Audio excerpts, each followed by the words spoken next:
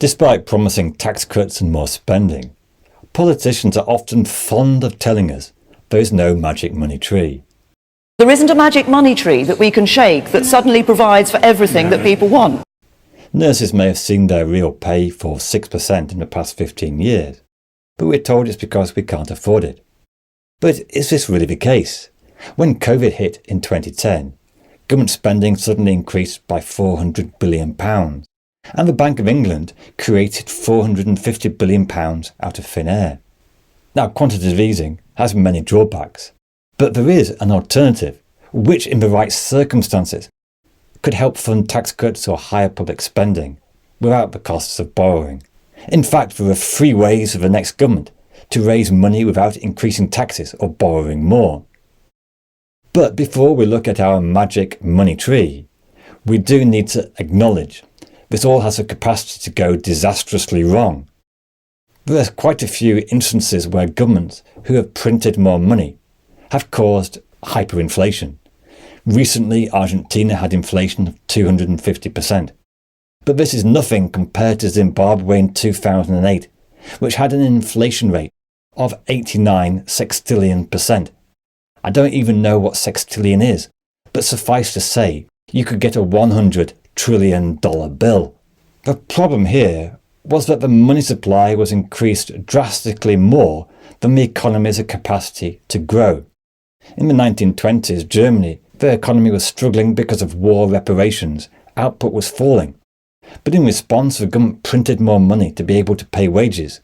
But this caused the inflationary spiral and hyperinflation, and we know how that ended up. But these extreme examples of mismanagement are actually quite rare. Now, when the Bank of England created £800 billion of new money from 2010 to 2022, the effect on inflation was hardly anything at all. Now, it is true we got a bit of inflation in 2022, actually quite high, 10%, but it wasn't really due to quantitative easing. That was higher oil and gas prices and COVID supply constraints. But quantitative easing does have major drawbacks, because it involves basically buying bonds from commercial banks and increasing liquidity in the financial sector. In the 2010s, this quantitative easing did contribute to higher mortgage lending, rising house prices, and perhaps rising share prices too. The Bank of England estimate that real house prices were about 20% higher as a result of quantitative easing, but economic growth and investment remained weak. And this was a big problem in the 2010s. There was a fall in public sector investment was very low, and the real economy struggled to grow at all. But was all that austerity we went through in the 2010s really necessary? Could public money creation have enabled higher investment levels without all the costs of austerity? And this is the first option, public money creation. It's been called sovereign money or people's quantitative easing. It involves the central bank creating money and the government spending it on public investment. And this puts money directly into the economy, helping to improve the long-run capacity of the economy. Unlike borrowing to spend, the government wouldn't be paying higher debt interest payments. Last year, the UK paid over £120 billion in debt interest payments. Money creation would avoid most of this. Now, one objection to the idea of creating money for free is that it doesn't seem right. We're told that money doesn't grow on trees. But economics is not really a morality play. And another way of looking at it is it correct to allow resources to remain unemployed or infrastructure to remain unbuilt? And it's important to remember that the government have been creating money for centuries. In previous decades, the taxpayer actually used to make a nice profit from the government printing money and using this to buy interest-bearing bonds. In 1991, the UK made £2.5 billion, worth over £5 billion in today's money. And this is something known as a seigniorage profit. But this profit has shrunk in recent years because we use cash less and less. These days, most money is created not by the central bank, but by our own commercial banks. When they decide to make a loan, they are in effect creating money. And this is where most of the money is in the economy now, in bank accounts electronically. But it's the commercial banks that get the profit of seigniorage. Now, the second way for the government to get some free money is that the Bank of England is looking into creating a digital pound. Positive Money claimed that if 30% of deposits were converted to this Bank of England digital money, it could improve the government's fiscal space by 15 to 30 billion pounds a year. So that's a second potential bonus. A third way to get money for nothing is for the government to stop paying interest on reserves related to quantitative easing. After QE, commercial banks kept more reserves at the central bank, but the central bank paid interest on this. Initially that was quite low, but in 2022, when interest rates went up to 5%, it started to be a lot of money. In 2023, the Parliament reported that major commercial banks received £9 billion a year for the interest paid on their reserves, and ultimately this is a cost paid for by the Treasury and the taxpayer. And it's a rather a curious legacy of our unconventional monetary policy. If we stopped paying all interest on these reserves, the government would save £9 billion a year. Even if we paid only on tiered reserves like the ECB, it would save part of its interest cost.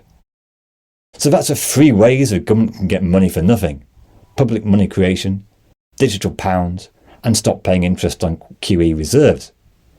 But is it all too good to be true? Well, introduced at the wrong time, sovereign money could definitely be inflationary. Suppose the government, Bank of England, create £100 billion and try to spend this on building new houses and renewable energy all at once. They wouldn't be able to employ enough workers. Wages would rise, and this would cause inflationary pressures. Secondly, if you tried to spend £100 billion all at once, UK manufacturers wouldn't be able to keep up. Suppose we want everyone to have a solar panel, we would end up having to import them from China.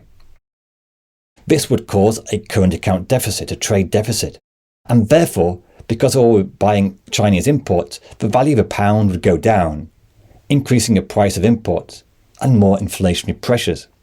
So actually there's two constraints to money creation: inflation and also the balance of payments current account. However, it would be foolish to try to spend £100 billion all at once. Even spending £28 billion a year may not be easy. The secret of money creation would be to limit its creation to the rate at which the economy could absorb the extra spending. If inflation is well above target, then it would be very hard to justify increasing the money supply. But if inflation is close to target or below, then there can be scope for funding projects through money creation. Now, the second concern is that once governments get their hands on this magic money tree, the temptation would be for the government in power to ignore the state of the economy and increase the money supply to boost their own political chances. For example, if Liz Truss had financed her £100 billion of tax cuts by money creation rather than borrowing, the outcome would have been really quite similar. Because one of the great mistakes of the Truss budget was try to boost demand when inflation was already 10%, a classic schoolboy error. You can't be doing that. So there does need to be a distinction between the monetary authority, which would decide how much to increase the money supply, and then the government, which would decide how to use it. At the moment, the Bank of England decide how much to create and how to use it. They're putting it into the finance sector. At the very least, this would be an improvement on the current quantitative easing, where all the focus is on putting money into the finance sector, which is a very indirect way to get money into the economy. Now, the big question is, how much money creation could you do before the inflationary costs start to outweigh the benefits of higher investment and lower debt interest payments? And that's not such an easy question to answer. It does depend on the state of the economy. And I think it's fair to say that at the moment, the real problem facing the UK economy is low productivity growth, declining working population, people not wanting or able to work, and so with all these supply constraints, which would make it difficult to have a big boost to investment. However, on the other hand, you could argue that we have low productivity growth precisely because we didn't invest enough in the past, and investment may be a way to avoid future inflationary constraints. Would I like to see sovereign money creation? Yes, I would. Of course, we should start off fairly conservatively, looking closely at the state of the economy. But we did kind of fall into using quantitative easing because, well, Japan had tried it a decade earlier and we didn't know what else to do. And 13 years later, we've created £800 billion of new money, but the effect has been fairly dubious to say the least.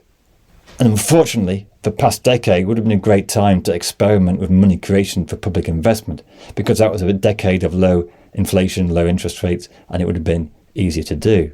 Now, one further point, supposing you don't like the idea of money creation at all, what about limits on debt? Because if you go back to 2010, there was a real panic about UK debt. Budget deficit was high in the aftermath of the financial crisis, and this was a motivation for austerity. But the irony is that in 2010, UK debt was actually well below the average of the past 300 years. I mean, a very rough story of the UK debt is that debt usually surges when we have a major war and then falls. But the point is, we can often borrow much more than you might expect without any serious consequences. As I like to point out quite often, early 1950s, debt 250% of GDP, but we had this post-war economic boom, new welfare state, NHS, all these benefits. And there was no real cost to that high borrowing. Now, how much can you borrow? Again, depends a lot. Japan, debt 250% of GDP, no real problems. Argentina, debt less than 100%, but they've defaulted 5 times in the past 60 years. So, is there a magic money tree? Well, yes and no. Money creation is definitely a possibility, but it doesn't mean that it's a panacea to the UK economy. When the economy is depressed and the spare capacity, definitely it's worth looking at. But the real problems of the UK economy are much deeper than a lack of money flowing through it. We've got poor productivity growth, and this video goes into all the details of some of the long-term problems behind the UK economic stagnation of recent years.